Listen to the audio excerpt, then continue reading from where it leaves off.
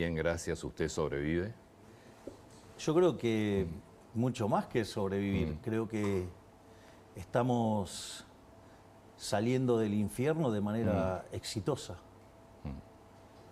Porque la realidad es que nosotros llegamos al poder con una situación que conjugaba los tres peores elementos de las tres peores crisis de Argentina. Básicamente el desequilibrio monetario era peor que el que teníamos en la previa del 75, era el doble el desequilibrio monetario. Técnicamente se llama money overhang o sobrante monetario, y eso, por ejemplo, en el Rodrigazo derivó en una multiplicación por 6 de la tasa de inflación, es decir, sería a las condiciones que nosotros llegamos de 200 a 1200, pero como era el doble, quiere decir que había una inflación reprimida en ese sobrante de dinero de 2400%. Por otra parte, cuando uno miraba el balance del Banco Central, la relación de pasivos remunerados, que en su momento se llamó LELIX, y digamos, cuando nosotros llegamos, pasaron a ser pasivos remunerados, que digamos que eran los pases. Esto fue una de las grandes atrocidades que hizo el gobierno anterior y que más groseros dejó, que los pasó a un día. Claro. Es decir, nosotros teníamos venciendo 4 bases monetarias en un día. Para que la gente entienda, se hubiera quintuplicado la cantidad de dinero en un día. Y eso configura una situación en el balance del Banco Central peor que la que teníamos en la previa de la hiperinflación de Alfonsín en el 89, que fue 5000%. Y por otra parte teníamos indicadores sociales que eran peores que los que quedaron de la crisis del 2001. Es decir, cuando usted toma los indicadores sociales del 2001, hoy teníamos indicadores mucho peores. Por lo tanto, estábamos frente a una situación verdaderamente compleja, y además teníamos, por ejemplo, que la inflación diaria en la primera semana de diciembre viajaba a un ritmo del 1% diario, que es 3.700 anual. En la segunda semana se aceleró el 7.500. Es más, cuando uno mira lo que es precios mayoristas, dio 54%. 54% anualizado implica 17.000. Ahora, ¿todo esto lo sabían antes de asumir o no? ¿O se encontraron con algo diferente? A ver, nosotros algunas de estas cosas las teníamos claras.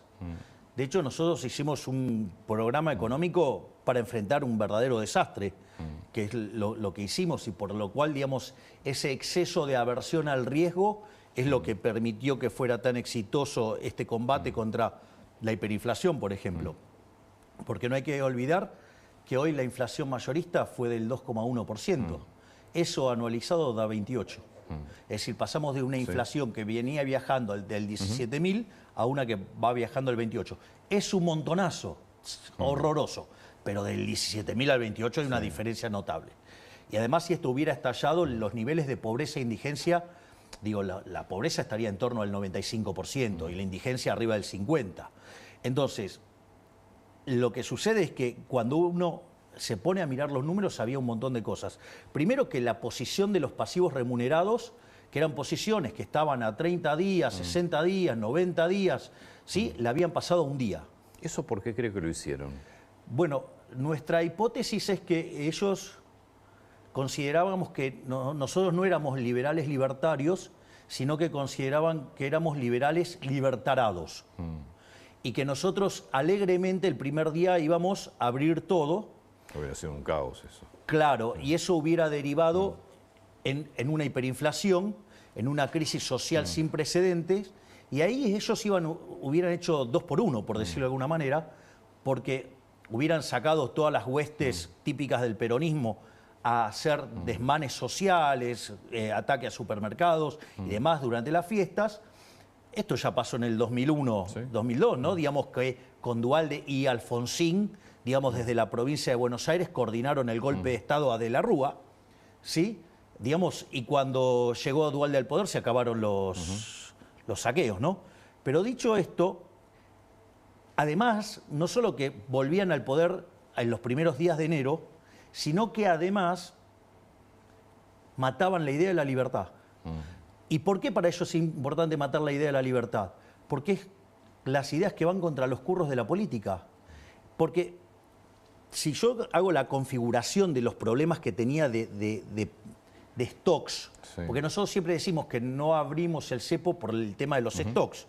Entonces, teníamos el problema del sobrante monetario, teníamos el problema de los pasivos remunerados del Banco Central, teníamos vencimientos de deuda en pesos por el equivalente a 90.000 millones de dólares.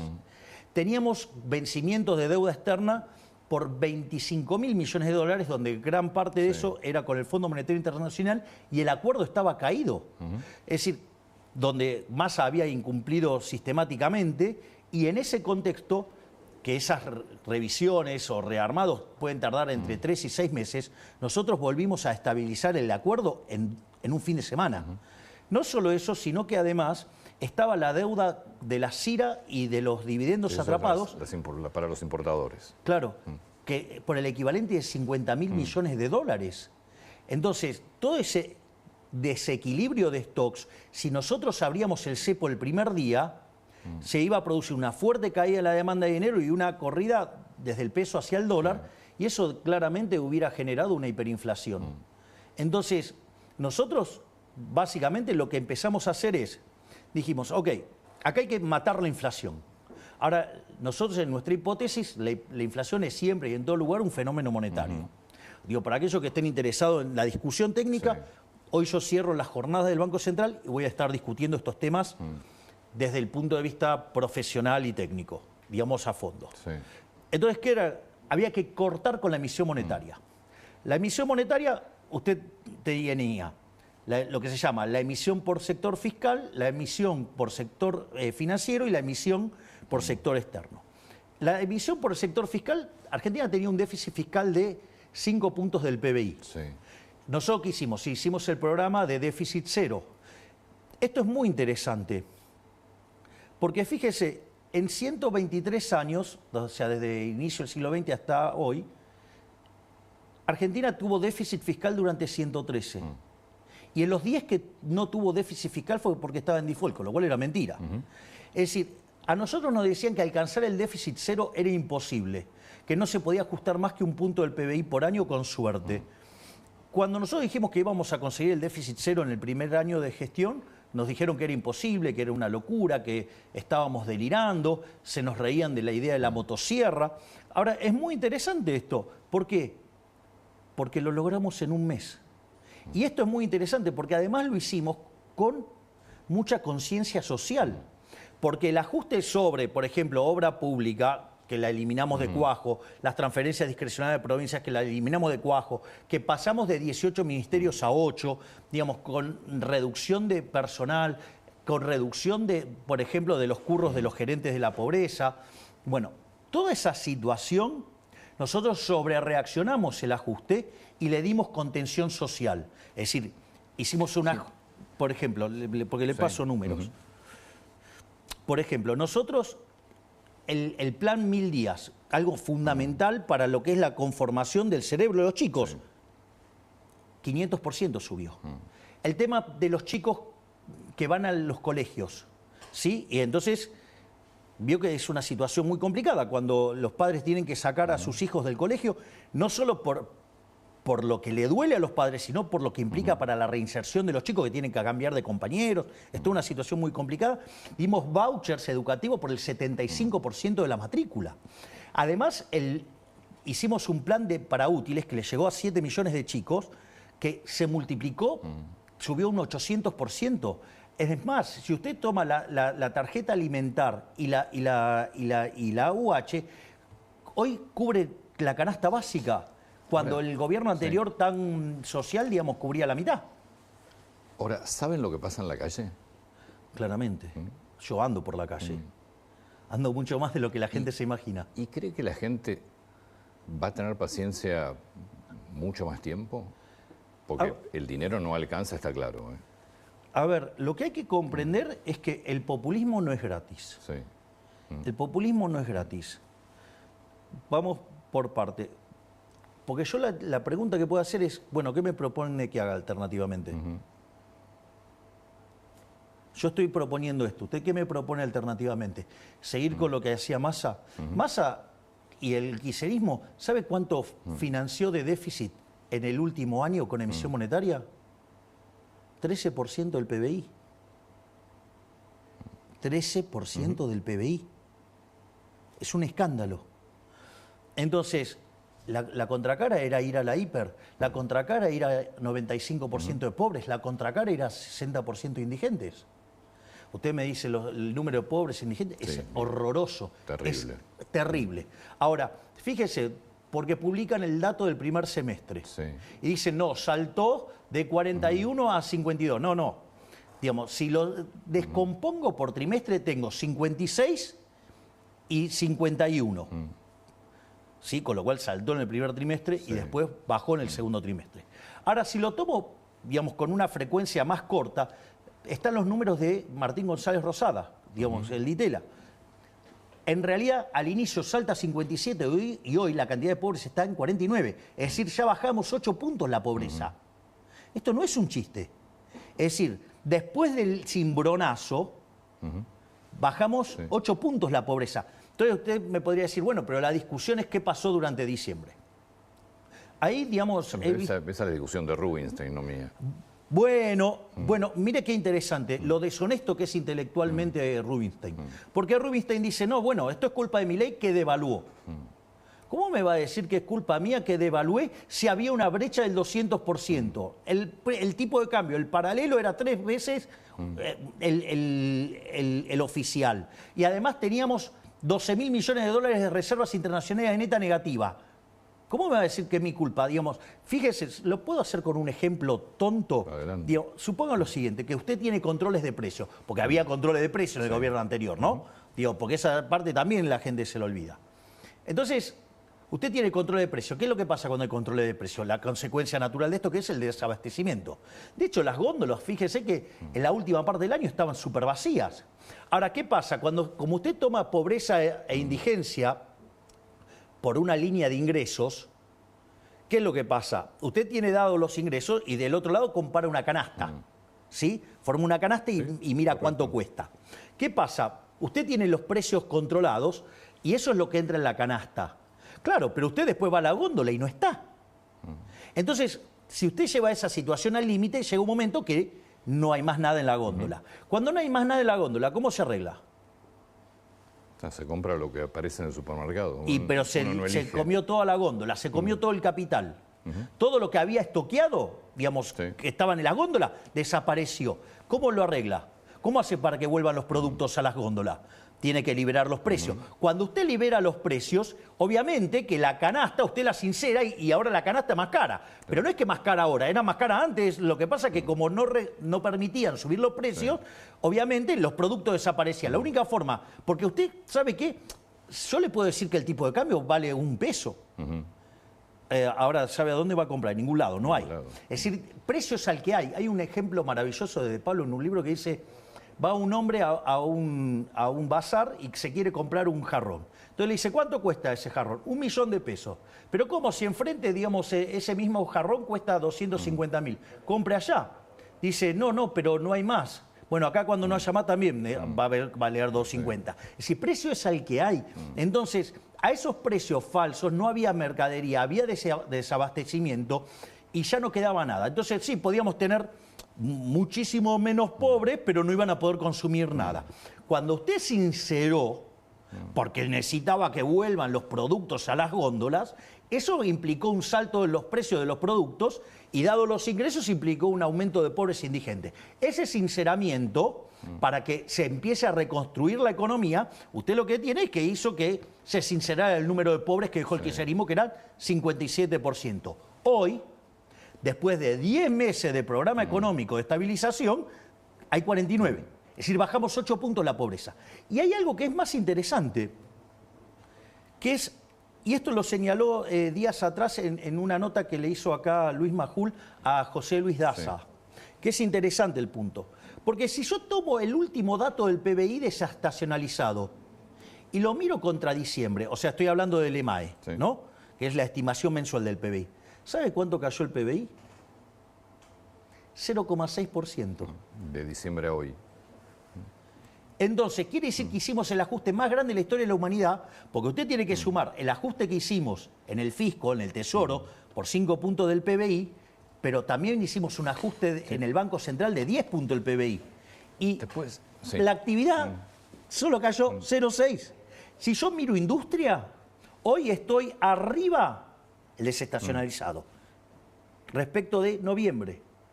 Entonces, lo que digo es, cuando se hicieron experimentos como estos, no de esta magnitud, porque nadie tuvo el coraje de hacer algo así, no solo en Argentina, sino en el mundo, ¿sabe qué? El PBI no cayó menos de 10. Entonces quiere decir que algo habremos hecho bien. ¿Y sabe qué hicimos bien? ¿Cómo manejamos la cuestión cambiaria? Porque achicamos el exceso de demanda de divisas y por lo tanto achicamos el exceso de oferta en el resto de la economía y eso permitió que el ajuste fuera sin tanta caída en la actividad. Y eso, ¿sabe por qué? Porque además le devolvimos a la gente 15 puntos del PBI en términos de lo que no emitimos, que es una estafa la emisión. Ahora le quiero preguntar del tema proyecciones económicas, porque las consultoras privadas, algunas bastante reconocidas y creo también que usted sigue, están mostrando que lo que viene todavía no está claro como crecimiento, que hay muchos sectores que no terminan de recuperar. En un minuto le quiero preguntar eso, porque recién estamos viendo también que hay tomas en distintas facultades y me gustaría... ¿Puedo recordar algo que dijo usted el sábado? Sí, claro, sobre cómo las no. universidades? No sé si lo tenemos a mano.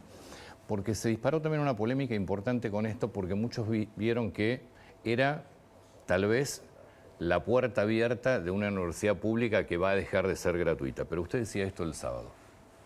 La verdad incómoda de la educación argentina es que la Universidad Pública Nacional hoy no le sirve a nadie más que a los hijos de la clase alta y los ricos y la clase media alta. En un país donde la gran mayoría de los niños son pobres y no saben leer, escribir ni realizar una operación matemática básica, el mito de la universidad gratuita se convierte en un subsidio de los pobres hacia los ricos, cuyos hijos son los únicos que llegan a la universidad con los recursos, la cultura y el tiempo como para poder estudiar. La universidad ha dejado de ser una herramienta de movilidad social para convertirse en un obstáculo para la misma. ¿Qué universidad quiere el gobierno? A ver, voy a poner esto en orden porque eso es una parte de un discurso que dura 12 minutos. El primer punto es lo siguiente. Acá no está en discusión. No está en discusión la universidad pública y no está en discusión el tema de que es no arancelada. No arancelada. Es decir, porque gratuita no es. Está claro, sí. No arancelada. No arancelada. Es decir, alguien la está pagando. La pagan los que no van. ¿Ok? O los que van. La pagan mayormente. Usted tiene que mirar el neto. El que va es un beneficiario neto. Ah, correcto, sí, está bien. El que no va Seguro, es sí. un pagador neto. ¿Ok? Entonces no es que es gratis. Gratis no es. Es no arancelada. Y no está en discusión ni la universidad pública y tampoco está en discusión que sea no arancelada. Eso, no hay ninguna idea de cambiar eso. Está fuera de discusión. Mire, yo le voy a contar algo. Yo esto en campaña lo mencioné, pero a veces no se entiende o parece abstracto. Hay un libro maravilloso que yo cité mucho durante la campaña que se llama Los Fundamentos de la Libertad de Hayek. Son 3 libros. El libro antes se escribía en otro formato. Sí. La riqueza de las naciones son 5 libros, o sea, bueno, se escribía en otro formato. Son 3 libros. Cuando usted lee el libro 1 y el libro 2, lee Hayek y dice, pero ¿cómo Hayek era narcocapitalista? No, Hayek no era narcocapitalista. Hayek era un liberal clásico. Porque ¿qué es lo interesante del tomo 3? Lo del tomo 3 lo que dice es, bueno, pero la gente quiere Estado. ¿El Estado qué es? El Estado es un seguro. Entonces, si usted, digamos, quiere un seguro, esto vendría a ser un seguro de educación. Sí. Ok, entonces el Estado lo provee y, digamos, la sociedad decidió tener ese seguro, lo tiene. Y si después lo quiere, después el Estado ofrece distintas formas de financiarlo, bueno, digamos, usted puede discutir la forma en que se financia, pero de vuelta, acá no está en discusión ni la universidad pública, ni tampoco está en discusión que es no arancelada. O sea, Bien. va a seguir siendo universidad pública no arancelada. Eso no se toca. Bien. Lo que sí está en discusión es, yo le hago una pregunta, todos estos que defienden y que están haciendo todo este revuelo, ¿acaso están a favor de que se utilicen las universidades políticamente para robar en beneficio de determinados delincuentes de la política? Porque el punto es, ¿ustedes están a favor del robo?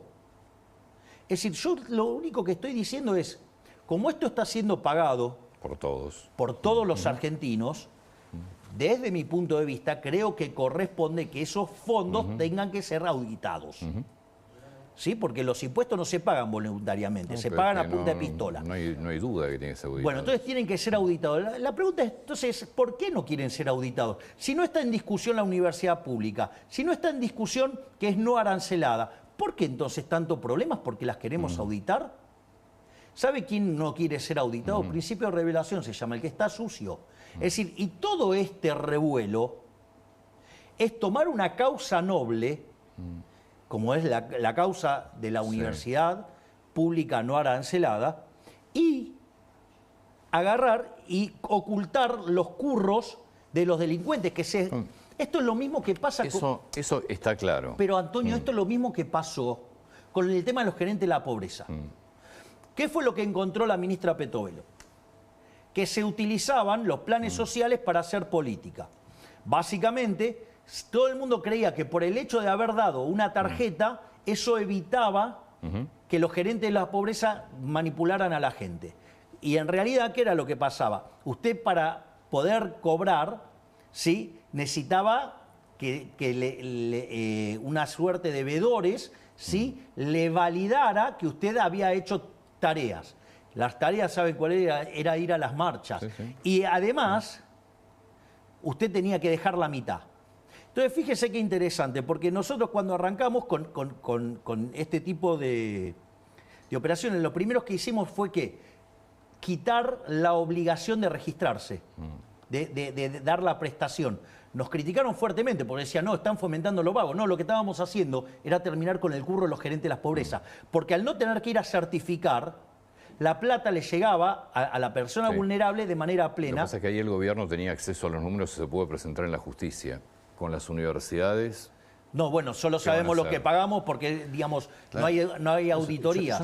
Yo no tengo ninguna duda de que tiene que ser auditado, pues es dinero de todos nosotros. Bueno, A mí eso es no lo que me gusta estamos pagar. pidiendo nosotros, Antonio. Pero contra eso, también es cierto que en el presupuesto está presupuestada, valga la redundancia, la mitad de lo que piden las universidades.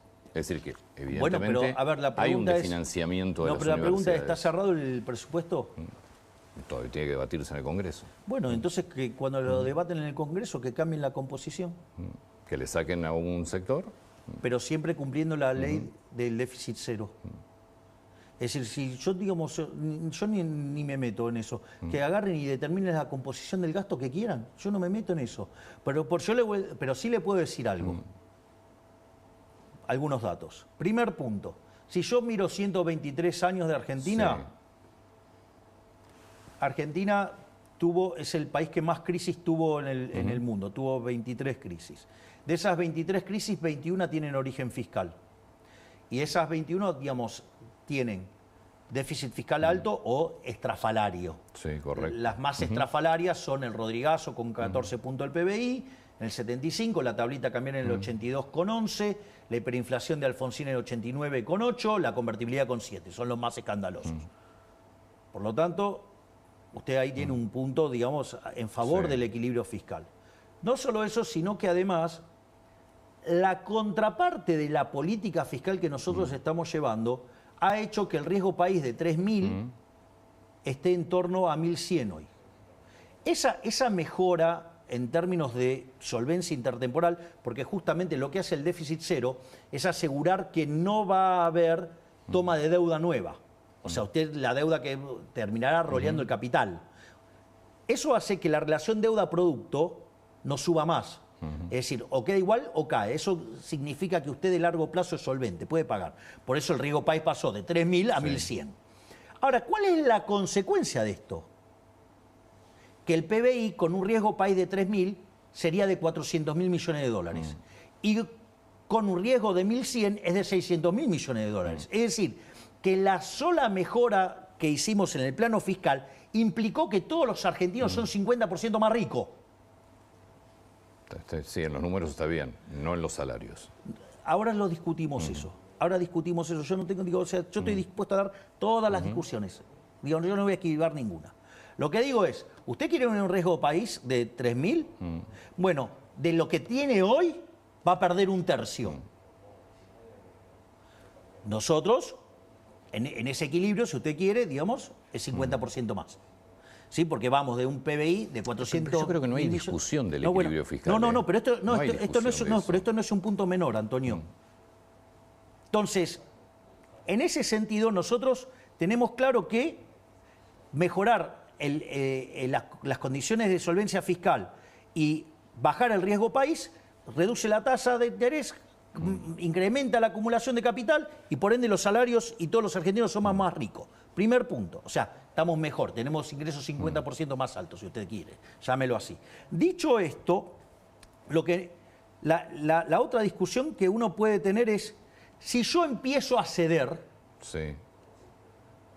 con partidas, digamos, que tocan la fibra de los argentinos, ok, digamos, el problema radica en, primero, deberían cumplir con la ley de administración financiera, de decirme cómo lo van a financiar. Correcto. El déficit cero lo que hace es obligarlos a que sean más explícitos. Por lo tanto, pueden ir a la discusión de presupuesto y pueden poner el número que quieran. Mientras que me respeten el déficit cero, no me importa. Digo, punto uno. Punto dos. Yo, digamos, si empiezo a ceder, hay un libro maravilloso que se llama Historias del Quinto Piso. Cómo Alfonsín fue cediendo a todo eso. ¿Cómo terminó? Explotó todo por los aires. Entonces yo no voy a ceder. Y le voy a pasar un dato adicional. Si yo vuelvo a entrar en ese sendero de política, que nos vuelve a llevar a un riesgo país de 3.000, ya le dije, digamos, perdemos un tercio de PBI. La plata en dólares que le entra a las universidades es la misma. Es decir, con los porcentajes que tiene ahora, dado un PBI de 600.000 millones de dólares, le toca un determinado dinero. Con el aumento, pero un PBI de 400.000 millones, ¿sabe cuánto es el dinero? Es el mismo. Pero ¿qué es lo que pasa? Implica que usted está perdiendo un tercio del PBI per cápita. Ahora, pero esto no es menor, Antonio, porque suponga que estuviéramos perdiendo 210.000 millones de dólares. 70.000 lo estaríamos perdiendo por menor actividad. Y 140.000 millones lo estaríamos perdiendo por salto en el tipo de cambio real. Entonces quiere decir que mientras que las universidades quedan con la misma cantidad de dinero, el promedio de los argentinos es 33% más pobre, pero como eso implica además un salto en el tipo de cambio real, la cantidad de pobres e indigentes en la Argentina sube. ¿Me quiere decir a quién le sirve esto? Pero es que yo creo que no está en discusión el equilibrio fiscal. El que lo discute es porque evidentemente quiera que al país le vaya mal. No tengo dudas de eso. Entonces cuando sancionan una ley que lo hagan con el financiamiento atrás. Tampoco tengo dudas de eso, pero aparte tienen que cumplir con la ley y decir de dónde se va a financiar. Bueno, pero yo no tengo la culpa que entonces se hagan las cosas mal. No, pero no pasa por ahí. Yo lo que digo es, si en el Congreso se debate el presupuesto y los diputados deciden, vamos a financiar, el presupuesto está, las universidades están pidiendo, no sé si eran 7 billones de pesos, en el presupuesto está 3 billones 200, piden el doble.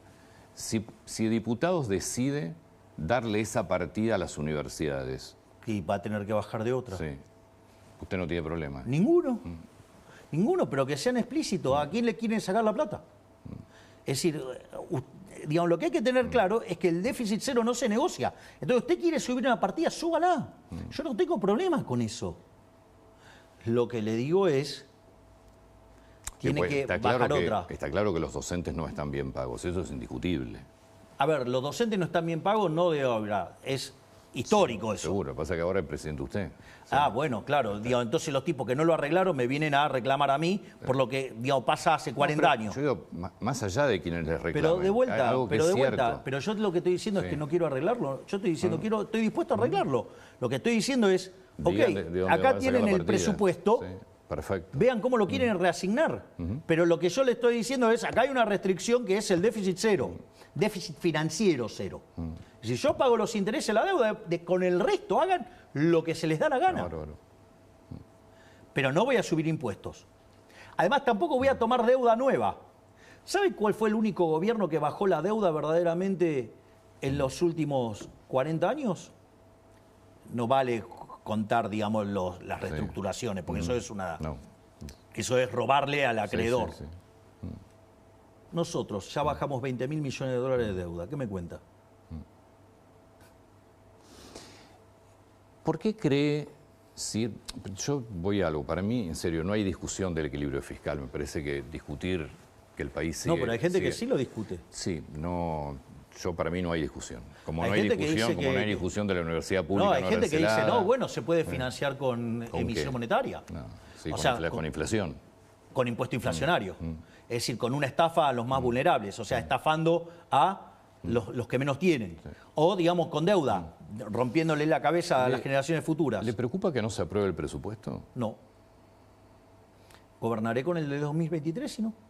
2 años seguidos. No es mi problema, es un problema del Congreso si no lo quiere aprobar. ¿Qué está viendo en el Congreso? Veo gente muy preocupada. Gente que sabe que si a este gobierno las cosas les salen bien, a ellos les va a ir muy mal porque se les terminan los curros, se les termina el robo y se les termina la mentira.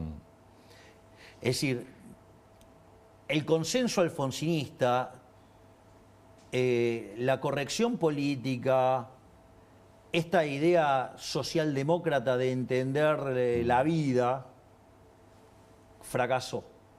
Y lo que nosotros vinimos a decir con esto es, basta, se terminó la decadencia argentina y a partir de ahora entramos en un camino que va a hacer que en 35 años seamos una potencia mundial. Porque esa es la propuesta nuestra. Fíjese esto, nosotros enviamos la ley bases, la cual fue aprobada. Menem hizo la reforma estructural más grande de la historia argentina. Cuando usted toma la ley bases más el DNU, es 8 veces más grande. O sea, nosotros con el 15% de la Cámara de Diputados y el 10% de la Cámara de Senadores hicimos la reforma estructural más grande de la historia argentina. ¿Sabe qué implica eso? Saltar en el índice de libertad económica 90 puestos. Es decir, hoy Argentina institucionalmente se empieza a parecer más a países como Alemania, como Francia, como Italia, ¿sí? Entonces, ¿qué quiere decir esto? Que nosotros entramos en un sendero que más tarde, más temprano que tarde, vamos a duplicar el PBI. Entonces, la pregunta es, si esto sale bien, abrazar las ideas de la libertad sale bien, ¿sabe qué significa? Que todo el curro de los políticos, los delincuentes de la política perdieron. Es decir, van a tener que ir a trabajar honestamente como trabajan todas las personas que están acá, a ganarse el pan con el sudor de su frente. Si no la suya, sino la de ellos mismos. Si no le aprueban el presupuesto, sigue con... Creo que es histórico en la Argentina, sería el 2.º año consecutivo sin presupuesto. ¿Y si no puede firmar más DNU? Jugaré las reglas de juego que... A ver, fíjese esto, a mí me han dicho un montón de cosas, que era antidemocrático, no sé la cantidad de barbaridades que me dijeron en la campaña del miedo, que armó Massa, ¿sí? Y fogoneada por los brasileros, ¿no? Porque eso también hay que tenerlo en cuenta. La pregunta es, ¿de dónde yo me salí del orden democrático? Todo lo que yo hice está dentro del orden democrático. Sin duda, como lo hicieron muchos presidentes también. Bueno, por eso. Pero ahora hay un proyecto, o al menos quieren lo que quieren es limitar los DNU. Yo juego con las reglas de juego que plantea el sistema. Y eso lo he hecho sistemáticamente. Es decir, he usado, digamos, todo el aparato institucional que me permite jugar. Yo juego dentro del campo de juego. O sea, yo, digamos, soy un tipo que respeta las reglas. Es decir, yo respeto el reglamento, por decirlo de alguna manera. Volviendo al Congreso, a mí me llamó mucho la atención la semana pasada, para mí uno de los discursos más fuertes, yo lo critiqué mucho, pero me gustaría conocer su opinión. Pichetto la semana pasada. ¿Qué son, presidente? ¿Cuál es el programa que tienen? Es un barco sin luces en el mar, un tren que no llega a ninguna estación, una sociedad anónima de destrucción masiva de lo poco que nos queda de un cierto nivel de bienestar en el Estado argentino, una empresa de demolición, S.A. ¿Qué es lo que expresan con este plan económico que no sabemos cuál es el plan? ¿Cuál es el plan? ¿El ajuste al estilo Martínez de Oz? Esto fue en el debate por el veto a la ley de financiamiento universitario.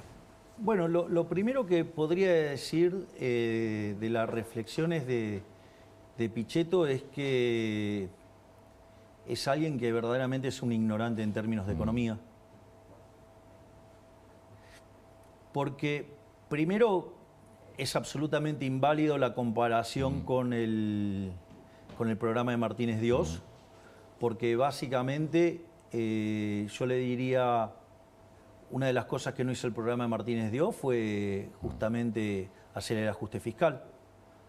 Otra cosa que yo también le podría decir, eso fue en un régimen dictatorial, y esto es en democracia.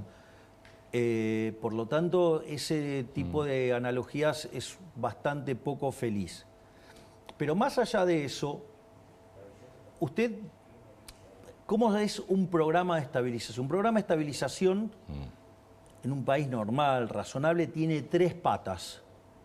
Tiene un programa fiscal, un programa monetario y un programa cambiario. Si ustedes se fijan, nuestro programa fiscal es déficit cero.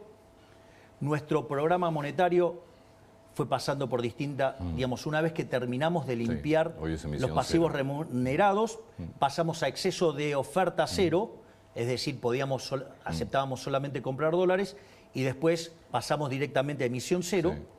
Por lo tanto, sí hay un programa monetario, y por otra parte también hay un programa cambiario, digamos, hubo un sinceramiento del tipo de cambio, y hay una política, digamos, donde nosotros seguimos teniendo cepo, que cada vez tiene menos restricciones. Yo les recuerdo que cuando nosotros llegamos se pagaba el 15% de las importaciones, hoy se paga más del 90%. O sea, digamos, nosotros quitamos regulaciones todos los días, lo que pasa es que mucha gente no lo ve, pero y estamos arreglando el problema en los stocks, y hoy estamos más cerca de salir del cepo que es lo que estábamos hace un año. Pero dicho esto, entonces, claramente usted tiene los tres pilares de un programa económico. Lo que sucede es que, digamos, primero el señor Pichetto no es economista, no entiende de esto, habla de algo que no sabe, con lo cual es bastante, para hacer una crítica tan airada, es bastante irresponsable. Pero no solo eso, sino que además hay otro problema más. No entienden que yo soy liberal. ¿Por qué? Porque están acostumbrados a los viejos planes heterodoxos, que había política de ingresos, que había, digamos, se fijaban precios, se fijaban salarios, se fijaban precios de bienes fundamentales, por decirlo de alguna manera, y tarifas. Era todo un conjunto de regulaciones de precios. Bueno, yo soy liberal, yo creo en los precios libres, no creo en ese tipo de controles. Y además, otras cosas también tenían mucho de políticas sectoriales. Yo no creo en eso, yo soy liberal, yo creo, esto además está probado, se llama don't pick the winners, no elegir los ganadores. Es decir, porque eso además genera muchísima corrupción, porque imagínese que usted le está dando, digamos, ventajas a un determinado negocio. Entonces, deberían poder abrir un poquito más esas cabezas tan cerradas que tienen y ver que es otra naturaleza de programa. Es lo mismo que cuando me dicen, no, bueno, no dio fecha para la apertura del cepo. No doy fecha por la apertura del cepo. ¿Por qué? Porque soy liberal, porque yo, digamos, si fuera un dirigista, yo le puedo dar fecha, hora, todo, pero no soy un dirigista, soy liberal. Entonces, por ejemplo, yo dije que íbamos a arreglar el problema de los pasivos remunerados. Usted, si me preguntaba cuánto tiempo, yo le decía, no lo sé, porque eso de qué va a depender, de que yo genere un equilibrio fiscal lo suficientemente robusto como para poder pasar la deuda del central a quien era el verdadero deudor, que era el Tesoro. Te le pido por favor un segundo. Y eso tardamos 6 meses. Pero todas esas operaciones fueron de mercado. Es decir, fíjese que lo interesante que tiene nuestro programa de estabilización y de eliminación de la inflación. Porque nosotros pasamos de una inflación del 17.000 anual al 28 anual, pero no pasamos por una hiperinflación, ¿no? Que eso implica una licuación de los activos de la economía que hace muy fácil estabilizar, porque es como, digamos, el revólver se queda sin balas. No solo eso, sino que además no aplicamos un plan Bonex. no controlamos precios, no controlamos el tipo de cambio, o sea, no tenemos un tipo de cambio fijo, ¿sí? Y además lo estamos haciendo con recomposición de tarifas, porque hoy las tarifas cubren el 80% del costo. Es decir, y nosotros estamos haciendo todo eso. Y suponga que el tipo de cambio lo controlan, el 2%. bueno, está bien, digamos, tiene una pauta de devaluación. Pero sí, pero es mucho más libre de lo que consideran, porque el programa de emisión cero hace que el tipo de cambio se parezca más al de mercado. Y fíjese que desde 1500, hoy todos los tipos de cambio están convergiendo a 1150. Y si usted toma el oficial y lo corrige por riesgo país, está casi en 1100. O sea, la brecha verdaderamente ya es muy chiquitita. Es decir, desapareció, y esto no pasó nunca en la Argentina, convergiendo desde arriba hacia abajo. Siempre fue por saltos devaluatorios. Exacto. Esto, digo, algún mérito debemos tener. Y le voy a decir algo. La inflación, suponga que usted la quiere medir en consumidor, no en mayorista. Yo suelo trabajar con mayorista porque es la que se anticipa. Sí, que curiosamente tiene 30 o 40 puntos de diferencia. O sea, debería estar más baja todavía la minorista, porque la de insumos es que tarde o temprano va a colapsar. Por eso digo, esto requiere paciencia. Ahora, fíjese esto. Si yo tomo la observada del último mes, 3,5, sí. Yo tengo una inflación inducida por el programa hasta que... Sí, por el crawling fundamentalmente. Claro, pero eso porque es la contracara de que todavía no puedo abrir el cepo porque todavía tengo problemas de stocks. Sí, un 2% de devaluación. Entonces tengo una devaluación del 2% más la inflación externa. Suponga 2,5 mensual. Quiere decir que yo tengo de 3,5, la inflación que está generando monetaria, verdadera, el programa es 1. ¿Sabe cuánto es? Quiere decir que el día que yo limpié el problema de los stocks, quiere decir que yo puedo llevar la inflación al 1. ¿Sabe cuánto es 1% mensual? 13 anual. Mire lo bien que venimos, pero ¿qué requiere? Paciencia. Porque la contracara de que la inflación tienda a cero es que va desapareciendo lo que se llama el sobrante monetario. ¿Se acuerda que yo empecé hablando de la situación previa al Rodrigazo? Cuando usted tiene controlado el tipo de cambio y emite dinero, ¿qué es lo que pasa? La contracara es que pierde reservas. Cuando usted pierde muchas reservas, en general o se devalúa o se ponen controles. Que todo el gobierno anterior siempre controles, que casi que le fuera imposible comprar un dólar. Sí, bueno, el cepo.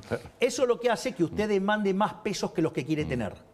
Porque los está demandando compulsivamente, aumenta la base el impuesto inflacionario y le cobra más impuesto inflacionario. Dicho esto, si usted abre, le pasa lo del Rodrigazo, multiplicar por 6 o por 12, dado los números que nosotros teníamos. Dicho en la tasa de inflación, ¿no? Entonces nos hubiéramos ido a 2.400% de inflación solo por el tema monetario.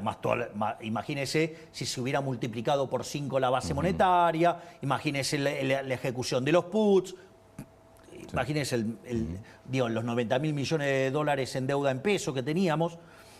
Entonces, cuando usted toma esa situación, el money overhang se resuelve o porque sube la demanda de dinero o porque se achica la oferta de dinero, pasan las dos cosas y suben los precios. Entonces usted lo que tiene es que con la inflación que corrió y con el freno en la emisión y la recomposición de la demanda de dinero, hoy la inflación es 1%. Cuando esa inflación desaparezca, que es la diferencia entre la observada y la inducida, quiere decir que ese día el money overhang desapareció. ¿Qué quiere decir esto? Que no sobran más pesos. Si no sobran más pesos, ¿sabe cuántos dólares necesito para abrir el mercado? 0. Gracias. Gracias, entendió todo. Y le cambio medianamente de tema. ¿Mira encuestas? Sí. ¿Y le preocupa? No. Eso también ahí hay otra parte del discurso de Pichetto que a mí me parece sumamente interesante. Porque, cuando dice que usted cree que ganó, pero en realidad perdió. Claro, exacto. Dice, sostiene el veto, como sostiene el veto, cree que ganó, pero en realidad perdió. Bueno, eso muestra lo anacrónico y lo analógico que es el círculo rojo y en especial Pichetto, que es parte de ese círculo rojo. Porque varias cosas. Nosotros nunca discutimos que la universidad sea pública y no arancelada. Nosotros lo que queremos discutir es que sean auditadas. Sí. No por nada las universidades como institución perdió 20 puntos de imagen. Con lo cual, digamos, o sea, y si la gente empieza a mirar con la lupa lo que están haciendo la gente en las universidades, van a seguir cayendo en imagen, ¿no? Y además la caída, digamos, en las manifestaciones fue notable. Es decir, la segunda fue un cuarto de la primera. Y además con el aparato peronista, digamos, había muy poquitos entonces estudiantes. Hay un tema de comunicación del gobierno. Ahora están todas las universidades tomadas prácticamente. Bueno, que la gente vea lo que están haciendo. Claro, pero... Digo, vamos a ver cómo le va. Si ustedes... Pero si el problema si el problema no es la universidad pública y no es la cuestión de que no son aranceladas. Y eso no va a cambiar. Solo los queremos auditar. Entonces, si usted no quiere ser auditado, es porque es un chorro. Más claro, le voy a echar agua. El que no quiere ser auditado es porque es un chorro. Acá la discusión es si quieren ser o no auditados. No quieren ser auditados. Bueno, ¿por qué no quieren ser auditados? Porque la política utiliza las universidades para financiarse. Eso es lo grave. Que usen las universidades una causa noble para financiar la mugre inmunda de la política. Eso es lo grave. ¿Y por qué cree que los alumnos o un sector de los alumnos están tomando, que no saben esto? Porque aparte son militantes políticos. Y además, digamos, habría que ver, digamos, las cosas que hacen los profesores en las aulas, que es un tema que también es complicado. Pero no es parte de esta discusión. Lo que quiero es otra cosa, porque ese punto que señala Pichetto muestra lo analógico, ¿sí? Digo, lo que es lo más inmundo de la vieja política. ¿Sabe qué? ¿Para qué está la imagen? Para comérsela. Usted acaba de nombrar la imagen de la universidad como dato que cayó. Sí, fuerte.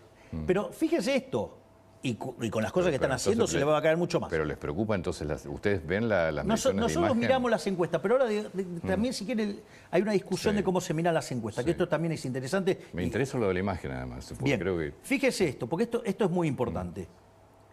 Cuando usted tiene la imagen y va a gobernar, usted toma decisiones, las decisiones son en conflicto. La toma de decisiones es en conflicto, porque acá hay intereses en el medio. Entonces usted, digamos, ir hacia un sistema libre, a todos los chorros los pone en jaque. Con lo cual todos los chorros van a tratar de hacer lo imposible para hacer fracasar el programa. Ok, dicho esto, entonces obvio que usted en el medio de esas internas va a perder imagen, eso es natural. Y la imagen está para eso. O sea, ¿qué es lo que le quiero decir? Mire, yo vine a ser el mejor gobierno en la historia. Yo vine a poner de pie a la Argentina, a terminar con la decadencia y que entre en un sendero que en 35 años se convierta en una potencia mundial. Ese es el marco. Entonces yo tomo decisiones en función de eso, no de qué me pasa con la imagen. A mí no me importa lo que pasa con la imagen. A mí lo que me importa es poner a la Argentina de pie. O sea, ¿qué es cómo piensa Pichetto y cómo piensa el Círculo Rojo y cómo piensa la vieja política?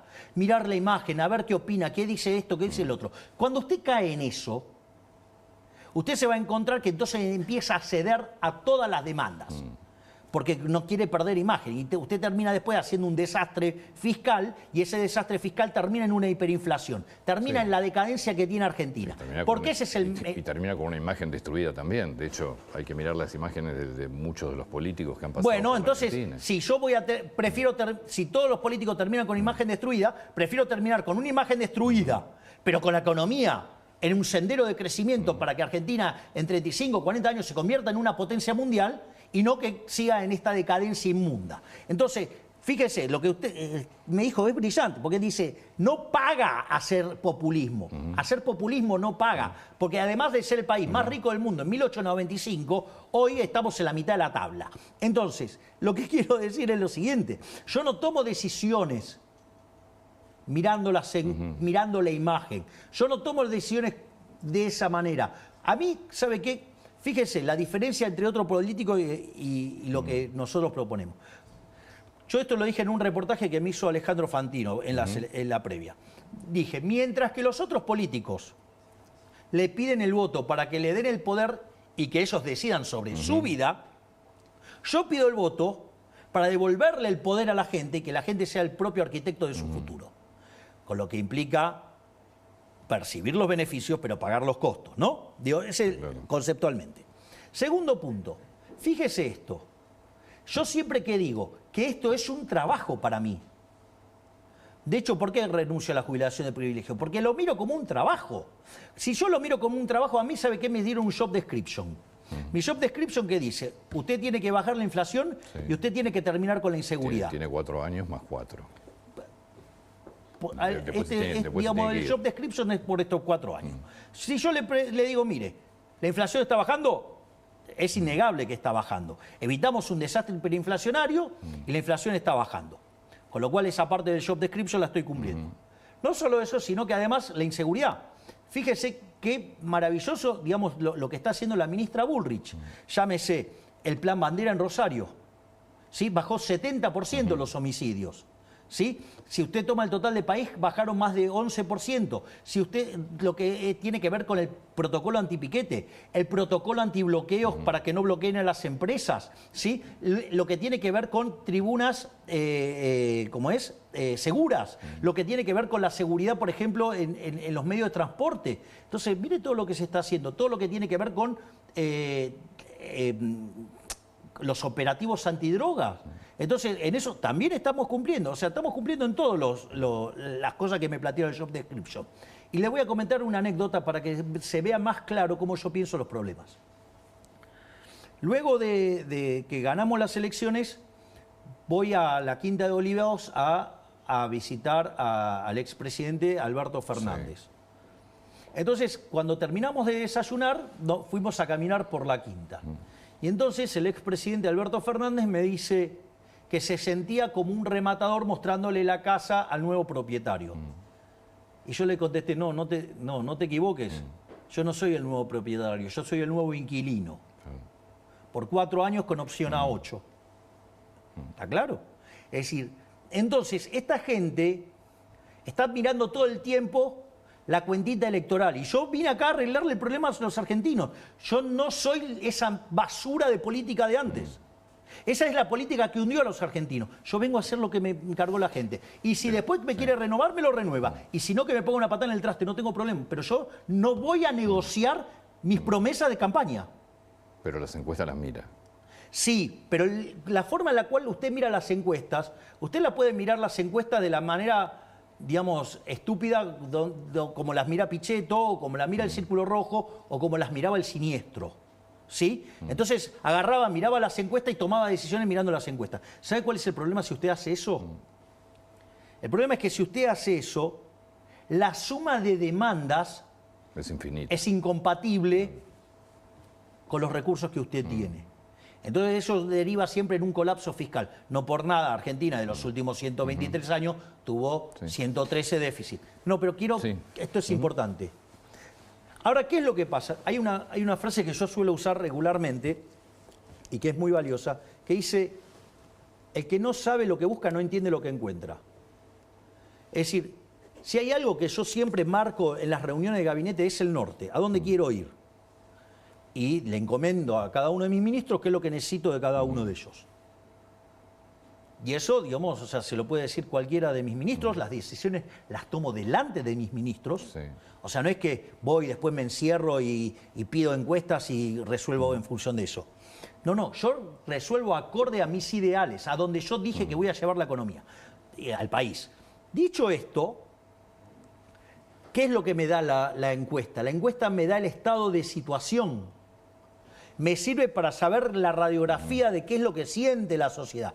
A partir de ahí, nosotros fijamos un norte y diseñamos las políticas que nos lleven a ese norte. Es muy distinto la forma de hacer política, porque la otra es la del populista. Esto es darle una visión de estadista. Es decir, lo que yo diría de la posición de Pichetto, digo, pobre Pichetto, digamos, está cargando él con toda la basura que es toda la política tradicional. Yo pensé que Pichetto era más aliado del gobierno. No, él es aliado del Partido del Estado. Es un tipo que siempre vivió del Estado, es un tipo que fue el que comandó la bancada del kirchnerismo en el Senado, es el que usó los artilugios institucionales para protegerla a Cristina, ¿sí? Y es el mismo que se queja porque hay gente cantando en el Congreso y no dijo nada cuando tiraban las banderas de Néstor y Cristina en el Congreso, ¿no? O sea, es ese ser inconsistente, incoherente y que de estar con el kirchnerismo se fue con Macri y después, digamos, se junta con personas verdaderamente siniestras. Aerolíneas Argentinas. Bien, fíjese esto, cuando nosotros mandamos todo un programa de privatizaciones, eran cerca de 50 empresas. El Congreso, digamos, en este juego republicano, digamos, nos limitó a 11 y algunas no plenamente. Dentro de las que se quitaron estuvo Aerolíneas. Sí. Aerolíneas, nosotros hicimos una reducción de personal de 1.500 personas. No solo eso, sino que además se logró equilibrar las cuentas de Aerolíneas, o sea, se está haciendo un trabajo importante con Aerolíneas, pero cuando nosotros llegamos, o sea, por ejemplo, el 10% solamente quería que la privaticemos. Sí, igual su propuesta de campaña fue entregársela a los Sí, empleados. pero por eso, Sí. deme tiempo Sí, que por son favor. varios elementos. Entonces, y digamos, solamente el 10% quería privatizarla. Nosotros igual la mandamos al Congreso, el Congreso no nos dejó. Entonces, empezamos con el plan de racionalización, no teníamos otra alternativa. Entonces, frente a la salvajada liderada por Viró, en ese contexto, hoy el consenso en la sociedad es 50-50. ¿Qué es lo que hicimos? Frente a la bestialidad, tomamos un proyecto de Juntos por el Cambio, Sí. adherimos a ese mismo proyecto y la estamos proponiendo privatizar. Y si no se puede privatizar, estamos dispuestos a entregárselas a los empleados. ¿Ustedes ya se lo ofrecieron a los empleados? ¿Todavía no? Sí, claro. El problema es que no la quieren. ¿Y si no se puede privatizar, qué van a hacer?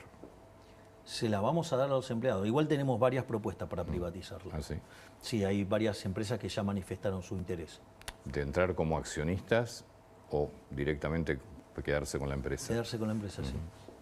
Con lo cual se está trabajando en eso. Por lo menos hubo reuniones con 5 líneas aéreas. ¿Y si los números siguen el curso que están teniendo y queda una compañía saneada, ¿para qué venderla? ¿Y para qué tenerla? Yo particularmente creo que tiene que tenerla, pero... ¿Pero por qué? Si Brasil no tiene, el propio Lula privatizó Varig o el propio Mujica Pluna en Uruguay. Sí, digamos que Pluna era casi privada. Lo que había hecho el Estado en Uruguay era un aval que terminó cayendo. Yo creo que tiene que ser estatal, pero es mi idea. Yo creo que tiene que tener una línea aérea argentina. Pero me pregunto el punto es, si las cuentas están en orden. Nosotros pusimos las cuentas en orden y cuando venga Sí. el próximo, ¿qué hacemos? De vuelta volvemos a hacer populismo con las empresas del Estado. Digo, demuéstreme alguna empresa del Estado que funcione mejor que una privada. Porque cuando el Estado se equivoca, le pasa la cuenta al pagador de impuestos. Cuando una empresa privada se equivoca, digamos, se hace cargo el empresario. ¿Y cuándo se va a definir eso? Ahora estamos mandando esta ley. Si no pasa, bueno, se la entregaremos a los empleados. Vuelvo al tema crecimiento económico o marcha de la economía. Yo estaba viendo los últimos informes de distintas consultoras, entre ellas, bueno, ahí creo que hoy en la etapa de, no sé si de página 12 habla de 1816. Lo que muestran las consultoras es... Pravda 12. ¿Eh? Pravda 12. Sí, pero la consultora es una consultora de mucho nombre. Y lo que está mostrando es un crecimiento de muchos sectores en julio, menos sectores en agosto y menos sectores en septiembre. ¿Qué es lo que ven ustedes?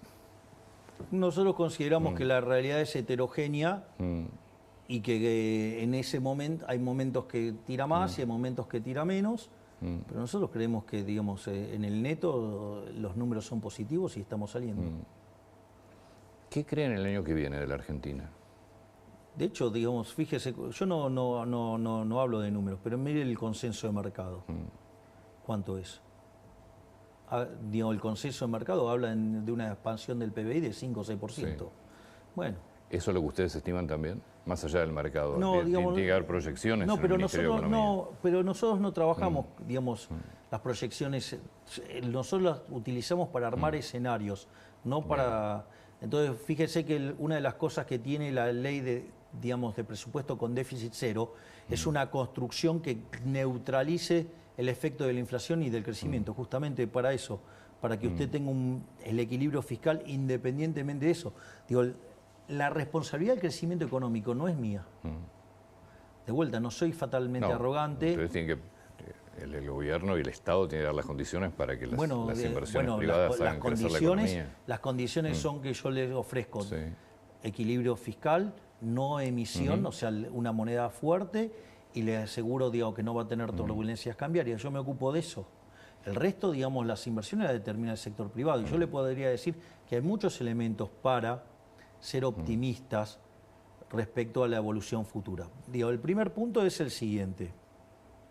Si usted se fija, sistemáticamente los salarios reales vienen subiendo.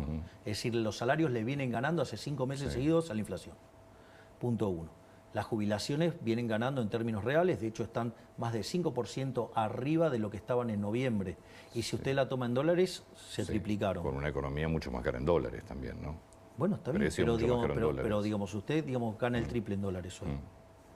La jubilación me cuesta el triple vivir en dólares. En la Argentina no crea porque, digamos, o sea, los precios no subieron, digamos, 200%. Así que, digamos, no es cierto eso. La inflación no es del 200%, es del 100%. Dicho esto, por lo tanto, usted tiene mejoras en los salarios reales, tiene mejoras en las jubilaciones. De hecho, yo le mencioné el trabajo de González Rosada, que la pobreza pasa del 57 al 49. No solo, o sea, esos 8 puntos no es magia, es mejora del salario real. No solo eso, sino que además eso le implica que usted, digamos, en algún momento la demanda se le va a recuperar. Punto 1. Punto 2. Usted tuvo un ciclo de stocks. Sí. Es decir, durante la última parte del gobierno anterior se acumularon muchos stocks para protegerse del desastre monetario. Ya se consumió. Se consumió, eso fue lo que agudizó la caída de la primera parte del año y eso se está recomponiendo. Por lo tanto, usted tiene cíclicamente 2 elementos del ciclo que empujan para arriba. Eso por un lado. Después usted tiene cuestiones estructurales que empujan para arriba. El haber hecho el ajuste fiscal, el haber... una de las cosas que implica es una fuerte baja de la tasa de interés. Y eso es lo que permite que haya más crédito, más inversión. Que es uno de los sectores que muestra recuperación, el tema créditos. No solo eso, sino que además, fíjese, porque esto es interesante, eso implica que usted puede acumular más capital, eso es más trabajo, esos son mejores salarios. No solo eso, sino que además hay un tema no trivial. Nosotros cuando asumimos estábamos discutiendo la hiperinflación, hoy estamos discutiendo créditos a 30 años con cláusulas de ajuste. Ahora, fíjese qué interesante, porque todo ese ahorro fiscal de 15 puntos del PBI se volcó ¿a qué? A que hubo un aumento del ahorro y que eso ahora va a financiar el sector privado. Esto es muy importante porque esto es algo que puede generar crecimiento económico, aun cuando usted siga teniendo cepo. Y el otro elemento adicional importante es que nosotros hicimos reformas estructurales, no solo que hicimos la reforma estructural más grande de la historia argentina, 8 veces más grande que la de Menem, sino que además, fíjese lo que es el Ministerio de Sturzenegger, todos los días desregulando algo, todos los días desregulando algo. Entonces nosotros estamos yendo hacia una economía más libre. Mi objetivo es que Argentina sea la economía más libre del mundo y que de esa manera Argentina se convierta en el país más próspero del mundo. O sea, nosotros trabajamos todos los días en ese objetivo. Con lo cual, si usted se fija, estamos... Las cuestiones cíclicas juegan a favor y las cuestiones estructurales juegan a favor. Digo, lo que pasa es que Roma no se construyó en un día. Claro. Es decir, usted el crecimiento económico no lo construye en un día.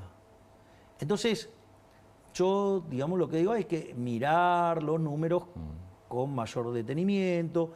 Hay que, digo, si usted viene de una caída, y usted frena la caída, digo, está claro que está mejor, porque frenó la caída. Bueno, si usted toma estos números acá en el piso y compara contra el año anterior, claro que le van a dar negativo. Sí. Eso es una obviedad. ¿Pero a usted le importa la historia o le importa de acá para adelante? A mí hoy para adelante, ya está. Le digo, a todo el mundo le importa para adelante. No Lo sé. que pasó ya pasó, es parte de la historia. Yo creo que hay algunos que están mirando para atrás. Pero Bueno, está bien, no importa, que miren para donde quieran. O sea, yo digo, Sí. le voy a proponer a los argentinos mirar para adelante. Parece bien. ¿Ok? Entonces, entonces tengo que estar mirando los desestacionalizados. Cuando miro los desestacionalizados, tengo números muy positivos. Cuando yo miro el PBI, digamos, de julio, que dio 1,7, ¿sabe cuánto es? Digo, si yo le digo una economía que crece al 5%, es un numerazo, ¿no? Es un número muy bueno. ¿Sabe cuánto es de crecimiento desestacionalizado mensual eso? 0,4. ¿Se da cuenta que 1,7 es un numerazo? ¿Se da cuenta que cuando la industria dio 1,5 es un numerazo? ¿Qué es lo que quiero decir? Son números muy fuertes. Obviamente son tan fuertes que en el mes a mes usted va a reacomodar. Y el otro tema que es muy importante, que andan, digamos, con la estupidez esa del consumo. Porque pareciera que los empresarios son todos tontos que producen para no vender.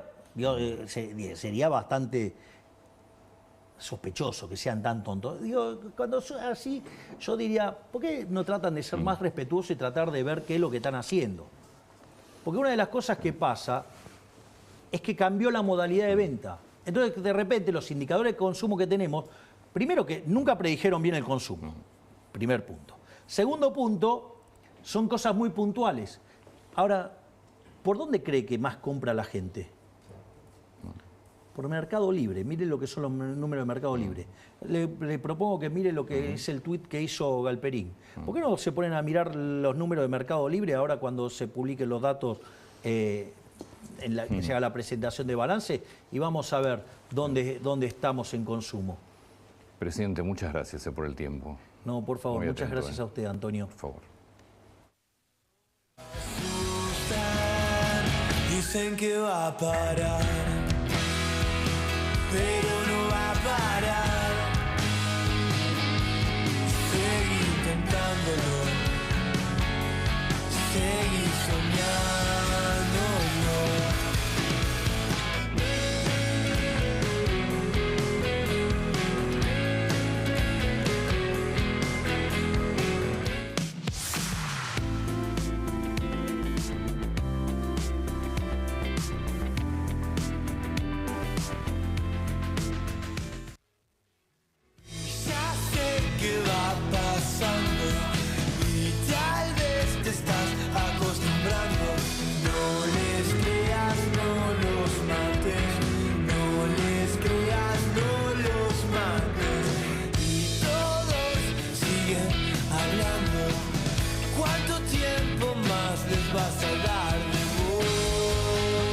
Tranlanación.com.